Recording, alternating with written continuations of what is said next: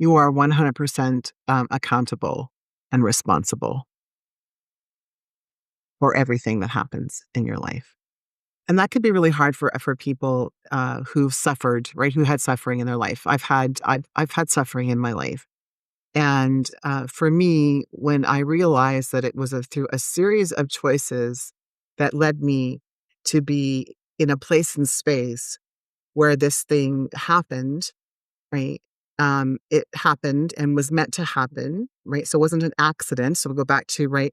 And it happened. And if I accept the responsibility for the decisions that I made that led up to that, it's actually quite freeing, because then that means that you can make any decision in your life to move forward and create anything that you want, right? And what I found in my life through, I've had some not great experiences. I was engaged once. My boyfriend beat me up, but as an example, right? Mhm. And so, my daughter and I were talking about the other day, and she said, "Are you telling me that was your fault?" I said, "No, fault is different than responsibility and accountability." But I made a series of decisions that led me to be in a relationship with someone who was abusive. Yes. And then I had this thing happen, and then I made a series of decisions that led me to end the relationship and leave. Although I was very scared, because he told me he would kill my parents if I left.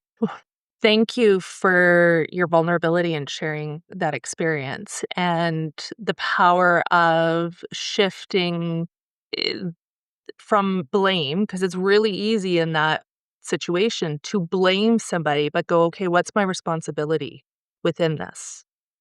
Um, and it is a hard truth.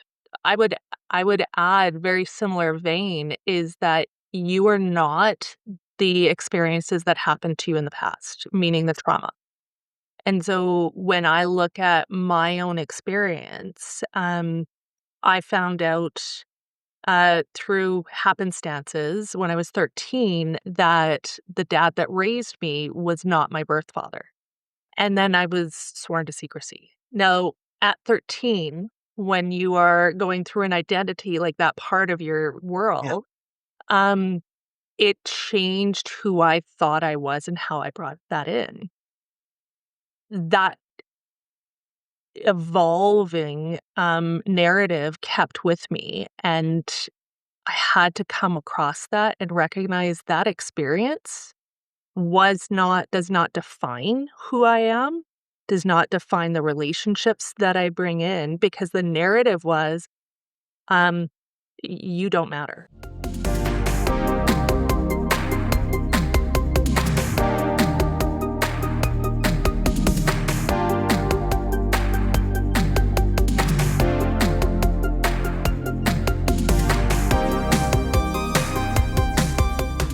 Welcome to the Karas Wright Show. I am Karas Wright with our first ever virtual session. And I'm so excited for this episode because I have a peer consultant and reformed coach joining me today.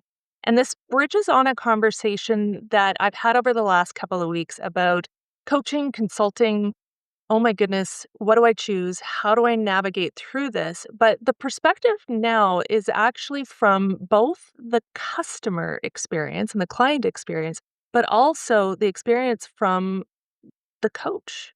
So I'm thrilled to be able to have a reformed mindset coach, now turned consultant, Ranchelle Van Bryce, who is with me from Ignite Your Success Consulting.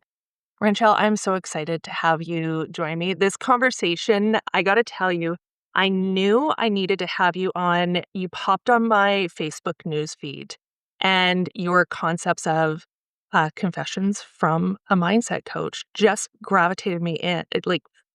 I need to know more. So, walk me through a little bit of your evolution, and then we'll dive into this whole concept of what you're doing now. Oh, fantastic. Thank you. So, I won't start at the age of 5 or anything like that, but I'll just kind of give a Mhm. highlight reel. I used to own Curves for Women franchises from 2000 to 2010. And then I went into coaching, and I became certified, actually via online WebEx, right? Webinars. Oh, WebEx. It Remember was what? even before coaching was a thing. And I became certified as a coach, and I started coaching in fitness and weight loss, kind of my, carry over from my curves. And then I started to coach coaches who were starting a business. And then I decided to move into business coaching and consulting. This is about 2012. And through that experience, opened a sales and marketing agency and went through a divorce, moved to Red Deer, Alberta, and decided that I wanted to really focus on my mindset. And this is about 2018. I became a mindset coach, certified as a mindset coach, followed all the mindset people. And at the end of 2023, I was living with my mom and dad. They were going through some health challenges. Beginning of 2024, my father said to me one day, for someone who is as great of a coach that you are, and a mindset coach, you should be a millionaire. And I don't understand why you're not. And we were very successful financially with Curves, right? It's a whole other story of burnout and stuff like that. But financially, we were super successful. And I kind of laughed, Karis. And then I went to bed that night and thought, this is true. Mm. And I started to see a pattern in my life and my business, and a pattern in my coaches and mentors in their business, the ones that were truthful, at least. And it was this momentum of 2 steps forward, 2 steps back. And I thought, if mindset coaching worked, then that shouldn't be as frequently of a groundhog day, right? Like this same thing repeating, different month, different time, different year. And sorry, go ahead. Yeah, I was gonna say I totally get what we're talking about, because we get caught in our head and our narrative, and all of a sudden we're making that momentum, and then something slides back. And so if it was just about mindset, we'd all have it figured out. We don't have it figured out. Yeah. Yeah. Yeah. And at the same time, then I was in a course that was designed to debunk mindset. And a funny story with that was, this was the sixth attempt that I had taken to be in this course, because the first five, I was so attached to my narrative. I was so attached to who I was and what I was doing. And I would literally would leave in the middle of the training and not return. And so, because of my dad said, I thought, what if I actually didn't know? Like, what if I could approach things in a very different way? And so then I finished this training that I was compelled to. Like, every time it came up, I was like, okay, I'm going to do it now. And I used excuses, like I didn't like the person that was putting it on. I didn't like the audience because people were asking dumb questions. Like, I found myself being very judgmental. And so when I completed this, so between my dad saying something and I completed this, and then I had this amazing, what I refer to often as my come to Jesus moment, where I literally said to God, I'm not sure if I'm even supposed to be in business. And so what I need from you is a clear sign that I'm meant to even be in business. And it needs to be so apparent to me that I'm not gonna second guess it.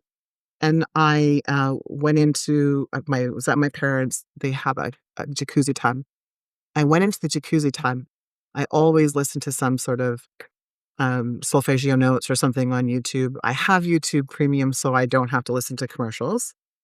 I open up my YouTube Premium, and there is this person I've never followed before. There's a thumbnail with a neon writing that says, "This is your sign." And so I was like, Whoa.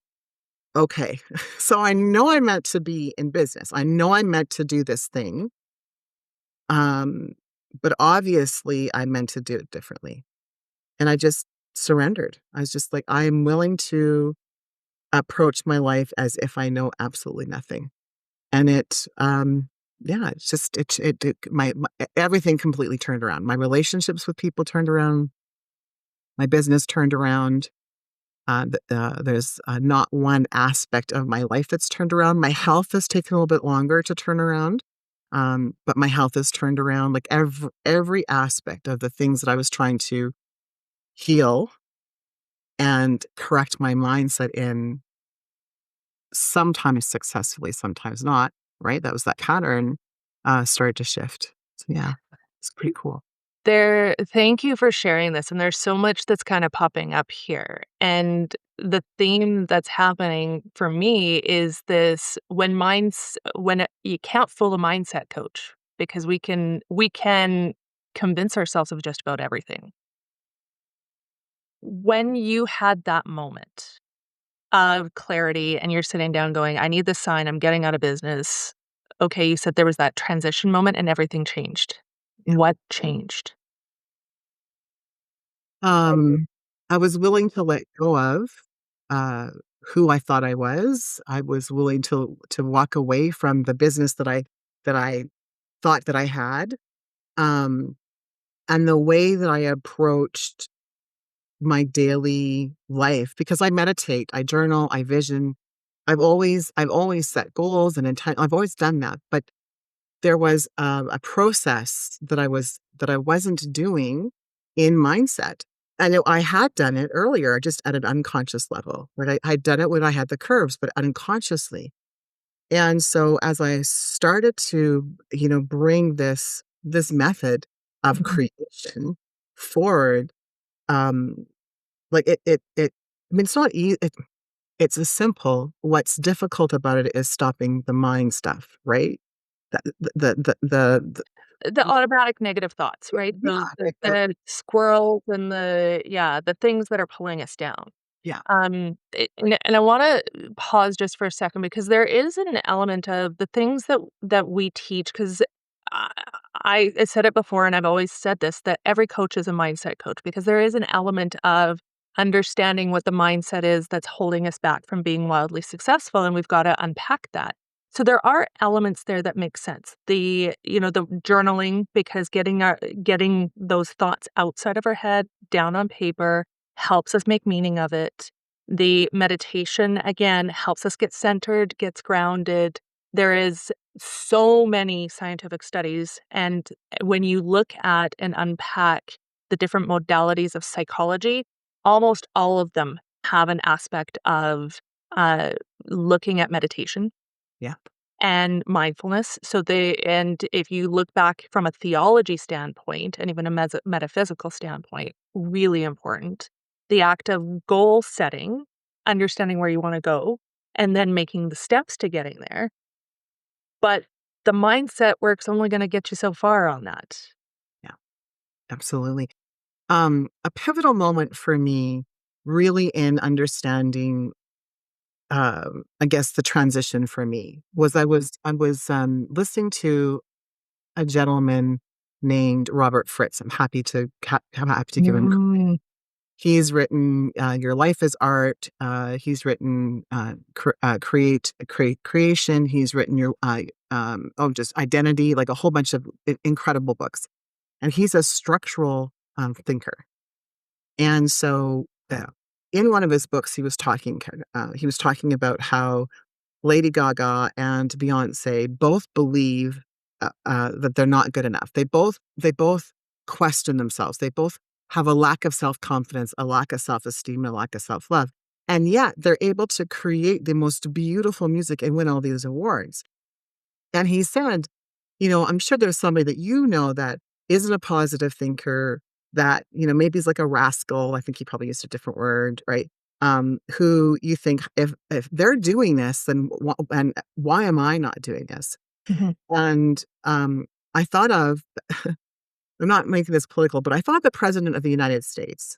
And I thought, if he can be the president of the United States, and I don't know him personally, so I mean, maybe he is really positive, right? Maybe he has a positive. I don't know, but I just kept on thinking of people that I'd look at and go, well, if you can do it, like, then I should be able to do it. And the shift for me was, up until that point, until this point in time, I used to think I would love to have X, but I need to fix Y first. Right. And mindset coaching, the actual like mindset coaching, um, at least my training was, let's work on the why so you can have X. Mhm. But the truth is, I can manifest anything I want despite of my relationship with money, despite my belief in myself, despite whether I'm positive or negative. And I need to make a decision of what I desire, which is what we talked about with a goal, an intention, the outcome. But the key is because tension seeks resolution. So that's one of the creative processes. And you can create your own, a structural tension by going, what's my current reality? What's the story I'm telling myself? What am I experiencing? What are the beliefs I have about myself? And then what do I want? So you go back into the vision and then you tap into your intuition, into your creative genius and say, okay, like what's next? What do we need to shift, transform, change, happen, do? And the moment you do that, as you get in touch with your intuition, like it just drops. Like it's just like, oh, then do this. And sometimes it's not even related, Mhm. right, to your vision. And it was just like, for me, it was like, oh, wow. Because I spent most of my life from a very young age, actually, from the time I was probably 14, I can have X, but I have to change Y. So subtly telling myself, of course, you're not good enough to get X. You have to do all these things first. And I was never able to do enough of the Y. Right, because that's the limiting belief that we have there, and I love the parallel to, my husband calls him the orange Oompa Loompa, um, but because you do not have to have anything other than a really clear understanding of what I want. The universe will actually help clear that away because the resonance is there. But also, when you know what you want and you can start making those steps to going, okay, what is it that I need to do? And if I look back at my own life, pre learning the mindset coaching and being someone who had and still struggles with insane anxiety and panic attacks, I would still do the thing even though I had a panic attack 15 minutes prior. It didn't matter. It was, I am so focused on what I want. I know what I want. It is absolutely clear, and I'm going to move forward despite how I am feeling. But you're right. When we go through all the mindset coaching and that you need X to get to Y or Y to get to X, whatever variable you want to do, it messes with your head because it does create the sense of lack and doubt. And maybe I'm not good enough to have that. And we got to toss that out the window because that's almost the thing that's holding us back from actually moving forward. It's like, "Oh, you can't. We're gonna actually not just have, barriers in your way, you're all of a sudden shackling yourself Absolutely. from being able to move forward." So I really appreciate you sharing that because I think there's a lot of, our listeners and people, not just women, but I think it's really resonant to women. There's a lot of individuals that are going, "Oh, well, I've got to fix XYZ before I move forward." No, you can do that and move forward. Absolutely. And Abs- even if you don't solve X, you can still have Y. Yes. And, the mindset coaching, when they talk, I'll go into like belief busting as an example, Mhm. right? Like if you get rid of this belief or you develop a better, as I said earlier, a better relationship with money, or you dive into your core wound, I wrote a book on core wounds. It was like, and if you get to the root of it, then you can figure that out, and then you can trick your mind to believe by using affirmations that because your mind doesn't know the difference between reality and imagination. Mhm. And so there's a part of that that's true. There's a science. Right. There's neuroscience creating neural pathways. Yes, and if let's say you're making, I don't know, $35,000 a year, and then you decide that you want to be a millionaire. And so every day you get up, I am a millionaire. I have a millionaire mindset. I am a millionaire. I have a millionaire mindset. In the back of your head, you hear, well, that's not true. You can't do that. You don't know how to do that. Then you got to go to school. You got to get your PhD. I mean, whatever it is.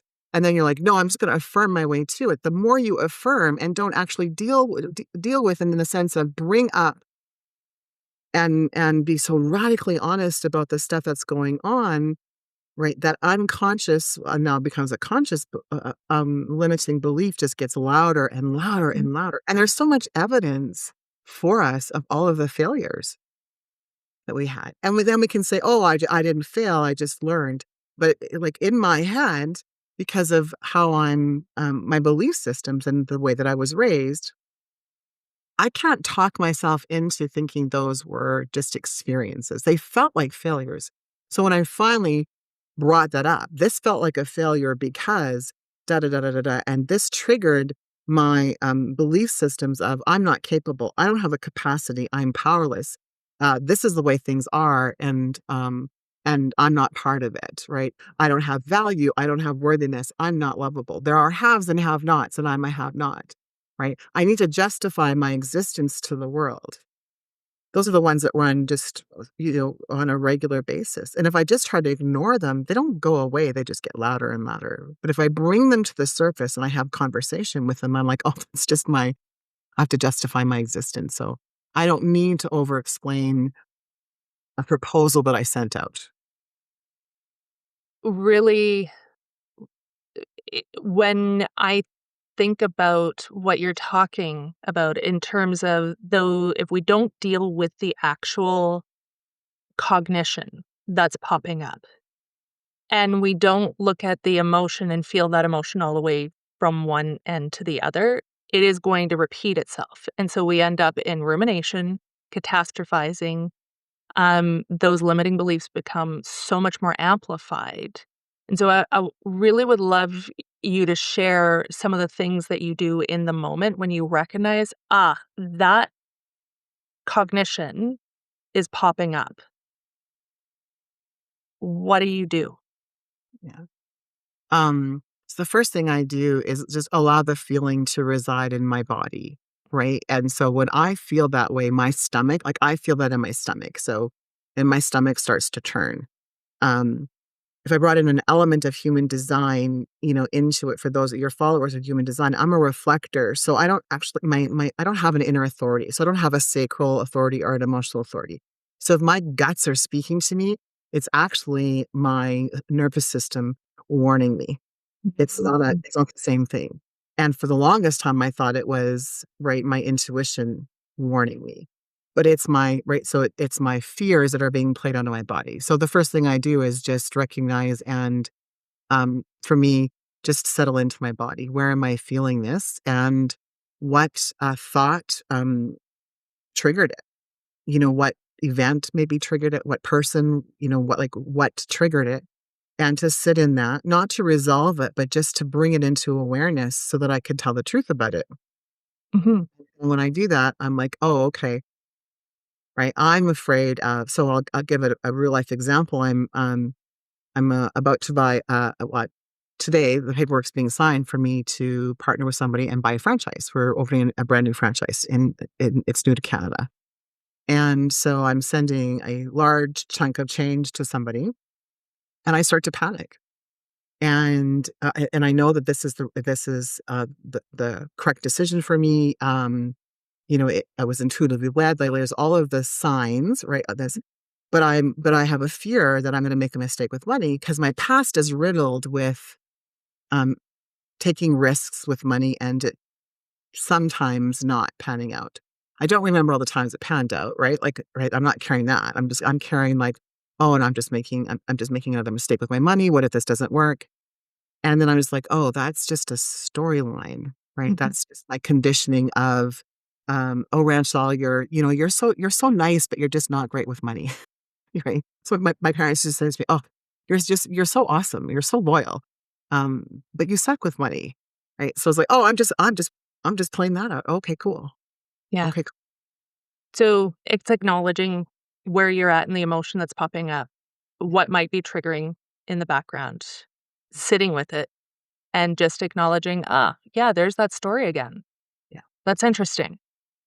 And deciding what you want to do with it at that moment. And then go back to what would I love? What would I love? And Right. how does this, right? And changing the cognition there. And it's interesting because, when we have and there I don't think I've ever met somebody who doesn't have something that triggers them. We all have something that triggers us. It's how you choose to acknowledge it and recognize that it's going in, because anytime that happens, we have an emotion and we have that experience, and when we don't acknowledge that emotion, we can't file it. And so when something similar comes back in, we're right back here. So we need to be able to just disassociate that and decouple that through exactly what you're talking about.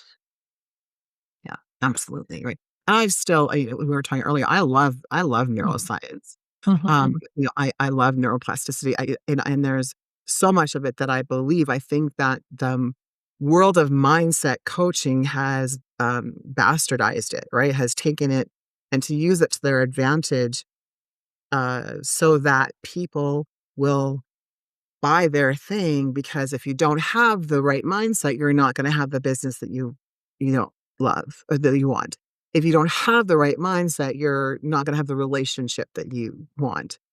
And so it's been kinda contorted, right? And I'm not blaming anyone. I think that No, it's an industry, like, it's an industry fault, right?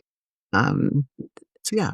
it I wanna change the narrative of I can be the person that has this and this. I can be anxious and still accomplish all my dreams. Yeah. I can be the person who has the occasional panic attack, but I can recognize when that happens, sit in it, get past it. Like, I can remember a month ago, I had a panic attack on the way home. My husband's sitting next to me and he's going, "What's going on?" I'm like, "I'm having a panic attack and this is what I'm feeling and this is why it's triggering." He's like, "This is really interesting." He's like, "What do you need right now?" I said, "I just need to sit in this emotion right now because we're doing something really big. There was an investment that was happening and it's picking this up because I had the preconceived notions about money." And I'm like, "Oh, like, okay. Yeah, that's what I'm feeling. This is what's coming up. Here's that old paradigm. I see you. I hear you. I acknowledge you and honor where you were in my existence in the past. But that doesn't serve a purpose in today's day and age because I know cognitively that I've made the right decision. Yes, it may fail.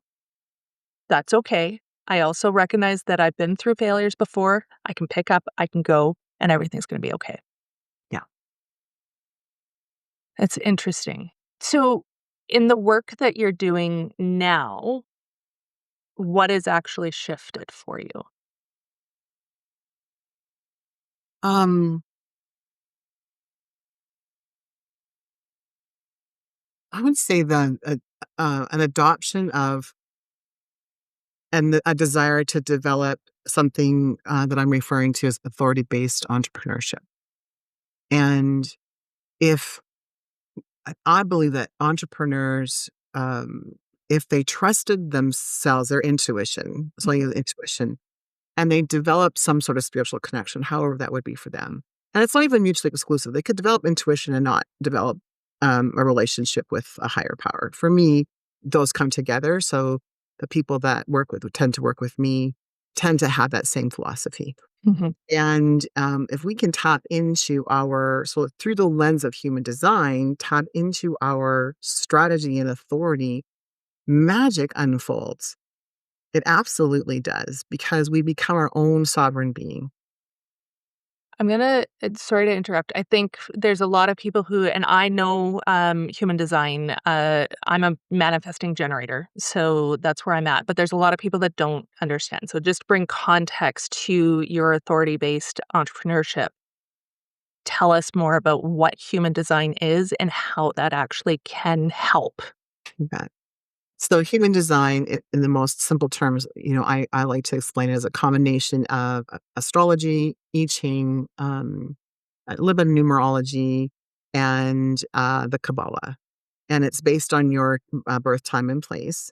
And when you input that data into the software, it gives you an energy type. So you're a manifesting generator. There are generators, manifestors, projectors, and reflectors. So each one of us has our own strategy and inner authority depending on the human design type. Mm. So let's say somebody is a sacral authority. That means that they'll get a very succinct or a yes or a no. Like their intuition is super strong. If they're an emotional authority, those are the most common, they get a yes, but it could shift within 24 hours up to 72 hours. So what happens with that person who's an emotional authority is start to doubt their intuition because it was such a strong yes to begin with, and then it changes to a no, right? And then we have, I'll just use those because there's lots, but those are the two most common. And then with a reflector for myself, I have no inner authority. Well, yeah, I have no inner authority. I don't have a or any of that, right? So for me, it's important that I'm in the presence of somebody, not for them to tell me what to do, but for me to actually have a conversation, or just even be present and journal or journaling alone. All of those will help Mhm. me with my particular inner authority. Then the strategy is a little bit different. So my strategy as a reflector is to wait 28 days to make make big decisions. So you can imagine, there's a little bit of because everyone's like so fast, right? And then we have, yeah, people who are meant to inform, right? So inform their audience and then initiate. And then we have our generators and manifesting generators who are meant to respond. And so that's just a little bit different. And then we have our projectors who are meant to wait for the invitation. Mhm. Because the world right now is so fast moving, and I believe because of the an overabundance of information out there of people saying, if you do it this way, buy my system, here's my blueprint, here's my framework. And if you do it this way, then you will da da da da. And so somebody like me, a reflector, goes and buys a program from a manifester who's meant to inform. And that program doesn't work for me because I'm trying to follow their strategy and their authority. Unconscious, I don't know that. And then it doesn't necessarily work the way that it's meant to work. It might work for a little while. Then we blame ourselves. Right. And so for me, this philosophy um following our inner guidance. Now, if someone didn't follow human design, I would just, suggest to them, you know, tap in and tune into and learn how your intuition speaks to you Mhm. and follow your intuition. And that can be difficult with the amount of influence that we have. Which I think is really important because there are some people that are gonna listen to this and go, "Okay, you two, this is a little woo-hoo." But it really is about if I even take it one step even further removed and say it's about self-awareness of how do you lead? How do you plan your business? And what is it that you need in order to be at your best to serve your staff, your team, your clients, and the broader purpose of what you want? And so because we do very similar work, and I do bring some of what you are talking about into my work as a leadership coach and consultant, but I'm also really aware of there's limitations to what everybody's belief is. So where we intersect, and I think this is really fascinating, is that it's not about buy mine and you're going to transform. It's a you do the work Yeah. and I'm going to help understand who you are and how you need to transform this yourself by taking the tools, the information, the way your mind works and how you process your nervous system processes. Because my work in becoming a counselor is all about understanding the nervous system and how we connect with the world. So it's the same thing with a slightly different lens on it. But it comes down to you're the one that has to make the transformation happen. Yes. I'm gonna help with the conduit and the frameworks and the information. Yeah.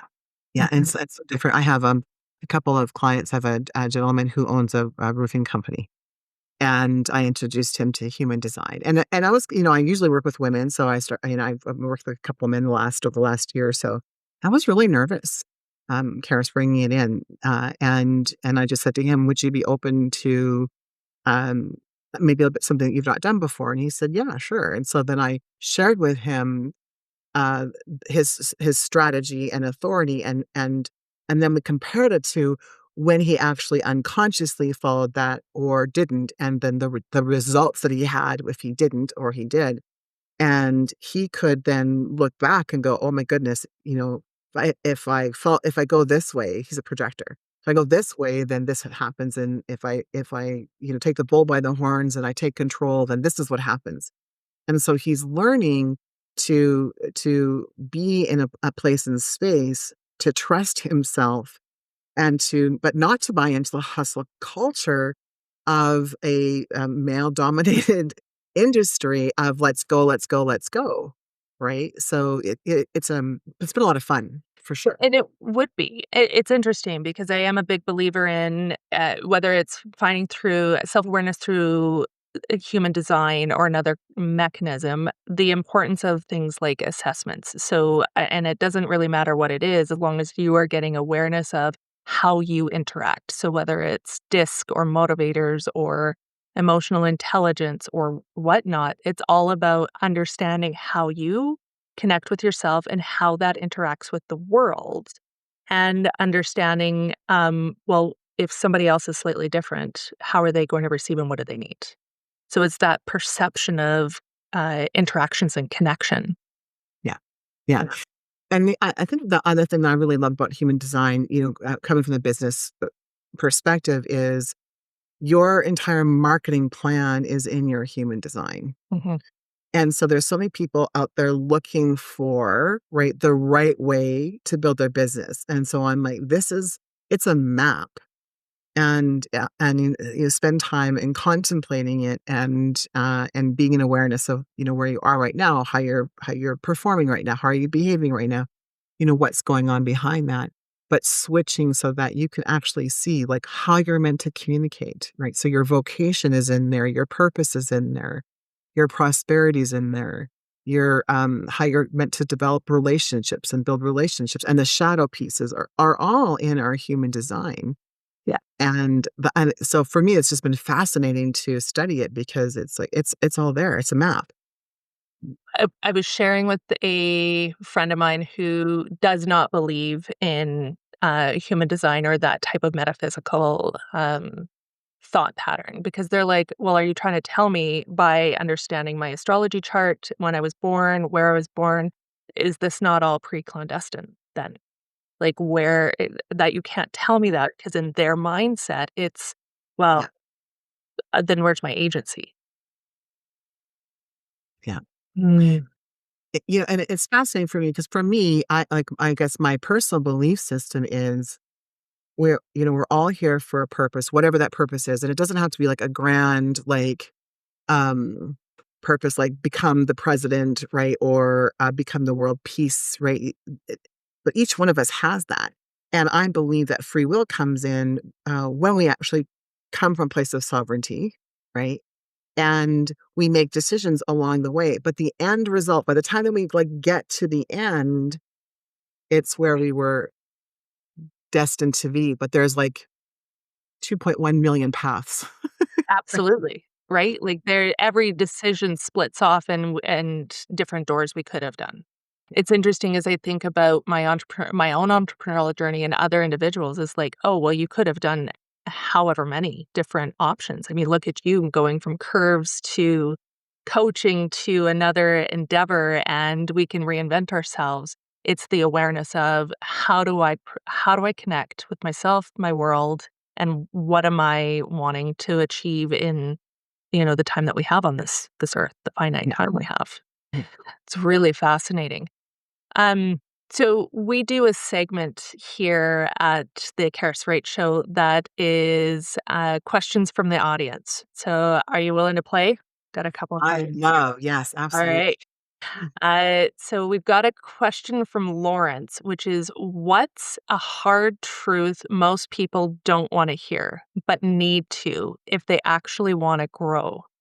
Ooh, that's a good question. Ooh, A hard truth that's people hard. don't want to hear, but need to, so that they can grow. You are 100% accountable. and responsible for everything that happens in your life. Say more words.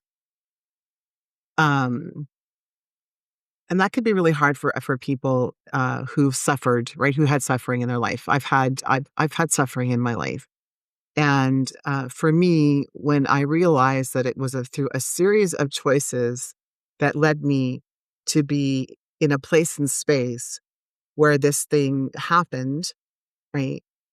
It happened and was meant to happen, right? So it wasn't an accident. So we'll go back to right, and it happened. And if I accept the responsibility for the decisions that I made that led up to that, it's actually quite freeing because then that means that you can make any decision in your life to move forward and create anything that you want, right? And what I found in my life through, I've had some not great experiences. I was engaged once. My boyfriend beat me up, but as an example, right? Mhm. And so, my daughter and I were talking about the other day, and she said, "Are you telling me that was your fault?" I said, "No, fault is different than responsibility and accountability." But I made a series of decisions that led me to be in a relationship with someone who was abusive. Yes. And then I had this thing happen, and then I made a series of decisions that led me to end the relationship and leave. Although I was very scared because he told me he would kill my parents if I left. Right. And so and I phoned my mom and dad to tell them, my dad's, so bold, let him come. I'll take care of it. Right. It was really awesome. Right. And my mom said, I'll get you out of there right away. And I left home when I was quite young. So I wasn't in a relationship with my parents at the time.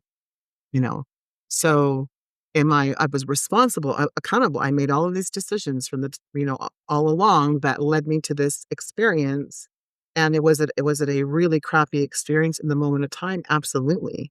Mhm. And but there were so many beautiful opportunities and experiences for me, learnings. I don't call them lessons, but learnings, so that I would make different decisions in my future about the men that I chose to be with. Yeah. Thank you for your vulnerability and sharing that experience and the power of shifting eh, from blame, because it's really easy in that situation to blame somebody, but go, okay, what's my responsibility within this?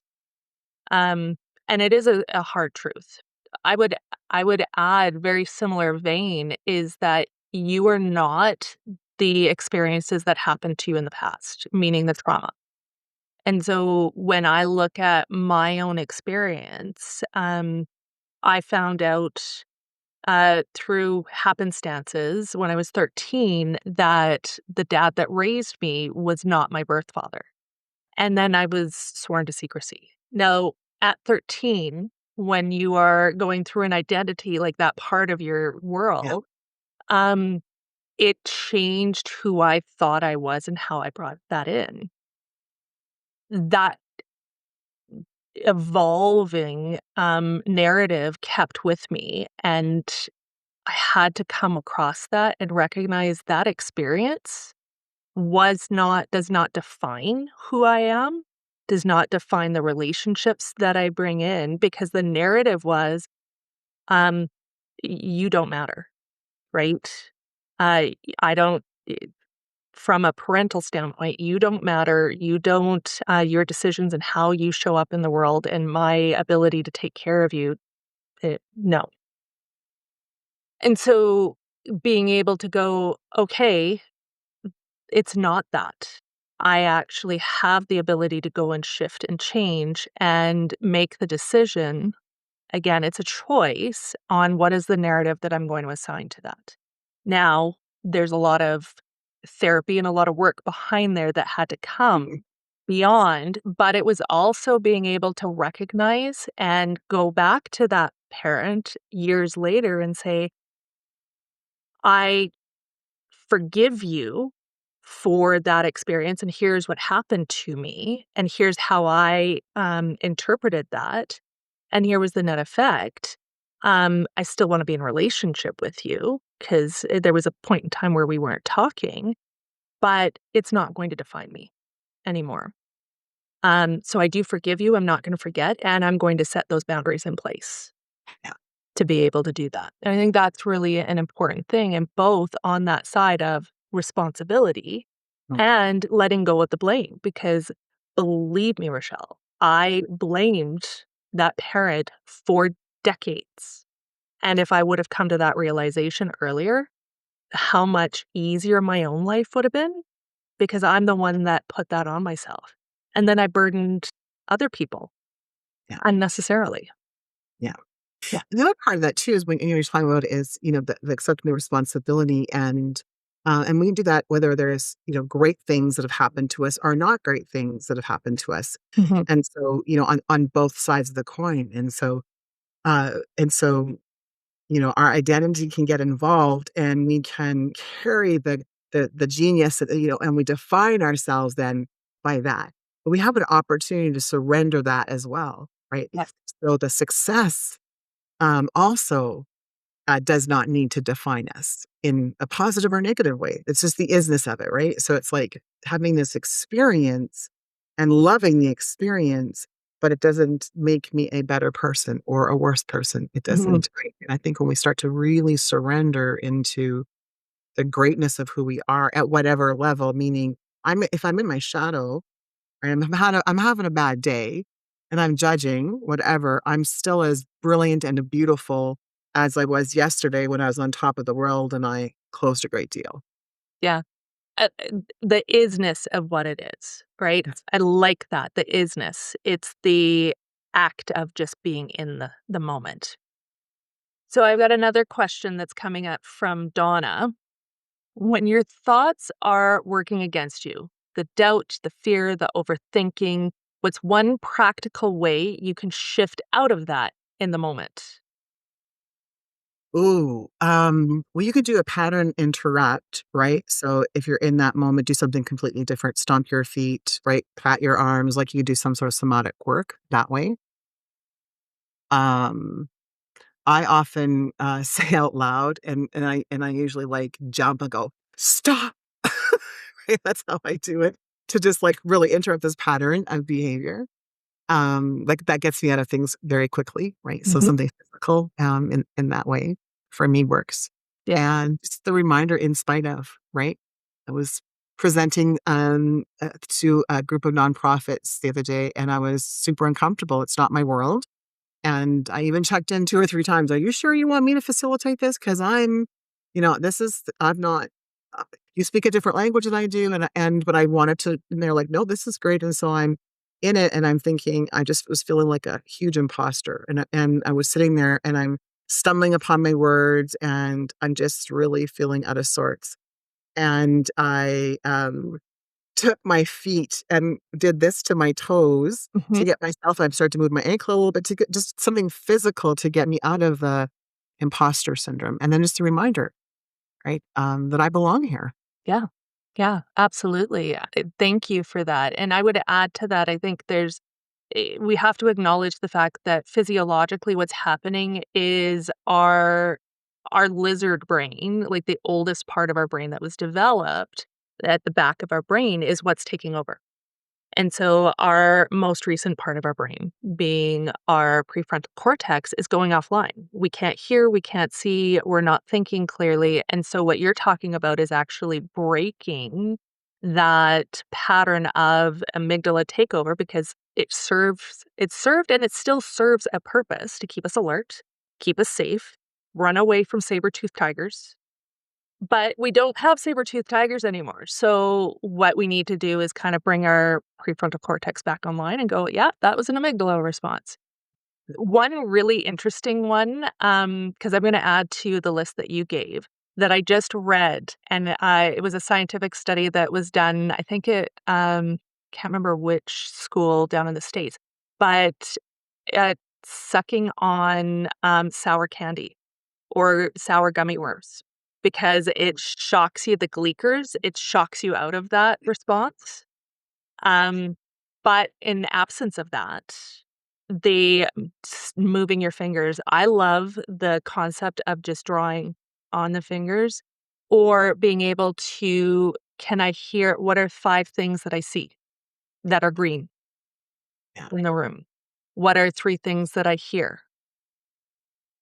What can I touch? What are 2 things that I can touch? right? So kind of counting down the senses, 5, 4, 3, 2, 1, Yeah. gives you that, 90 seconds Mhm. just to come back into yourself. Yeah. I love that. Thank you. Yeah. So I want to thank you so much, You. Ranchelle. This is a stay tuned because I think there's more that we can unpack. We didn't even talk about how you can bring this isness into business. Are you up for a part Part two? A part two? Yeah, I'd love part to. 2? A part Yeah. 2? Part Fantastic. Somebody wants to get in touch with you. Oh, How do they do that? you know what?